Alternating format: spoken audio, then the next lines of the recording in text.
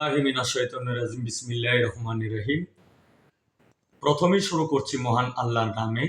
তৎসঙ্গে তার প্রিয় হাবিব হজরত আহমদ মোস্তফা হজরত মোহাম্মদ মোস্তফা সাল্লাল্লাহু আলাইহি ইসলামের পাক রওজা মুবারকে আমার ভক্তিপূর্ণ সালাম রেখে হজরত আলী, মা ফাতেমা, ইমাম হাসাইন হুসাইন নবীর চায়ের ইয়ার তাবিন কোলাবায়ে রাশিদিন শহীদ শহীদানকে স্মরণ করে, পাগল ফকির মজদমস্তানকে স্মরণ করে, 1,24,000 পয়গাম্বর, 313 জন নবী, 360 আউলিয়াকে স্মরণ করে হঠাৎ করে আমি কিছু কথা নিয়ে আপনাদের মাঝে আসছি। গত 3-4 দিন আগে আনুমানিক একটি পালা গান শুনলাম। এখানে 2 জন প্রখ্যাত শিল্পী ছিল। আমাদের একজন হইল ফকির আবুল সাহেব, আর একজন হইল মহারাজ আবুল সরকার সাহেব। তো ওনারা খুবই গুণী শিল্পী, গুণগত একজন মানের শিল্পী।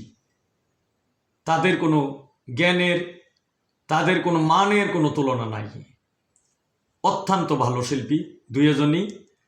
তো এখানে জীব পরম পালা নিয়ে হয়তো জীব পরম পালা দিলে পয়েন্টে অনেক কথাই আসে, কিন্তু দেখা যায় কথা বলতে বলতে বলতে বলতে মুখ পরিষ্কার 2-একটা কথা ভুলও হয়ে যাইতে পারে, কারণ মানুষ তো ভুলের ঊর্ধ্বে না। তো আমাদের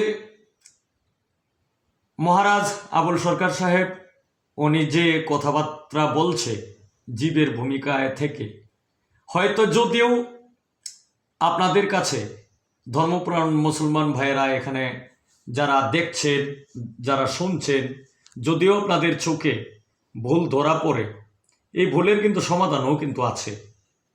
কিন্তু তাই বলে এরকম না যে মানুষ মানুষকে মেরে ফেলা, মানুষ মানুষকে মৃত্যুদণ্ড দেওয়া, এটা ভুলের সমাধান আছে, কারণ মানুষ ভুলের ঊর্ধ্বে না।